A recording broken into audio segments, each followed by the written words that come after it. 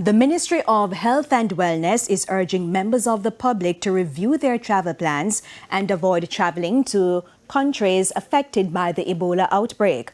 The World Health Organization has declared the outbreak of the disease in the Democratic Republic of Congo and Uganda as a public health emergency of international concern.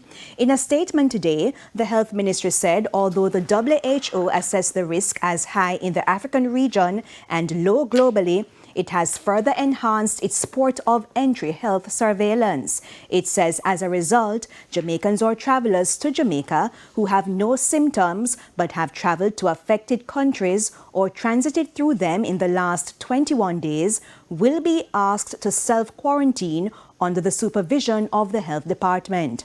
Persons with symptoms will be classified as suspected cases and will be isolated.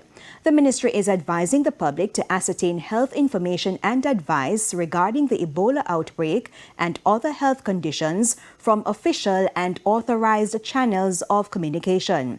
Yesterday, head of the WHO said at least 220 people are now suspected to have died from the disease.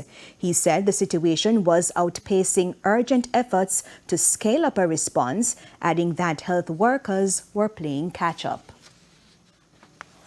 And it's time for a break. We have more local stories when we return.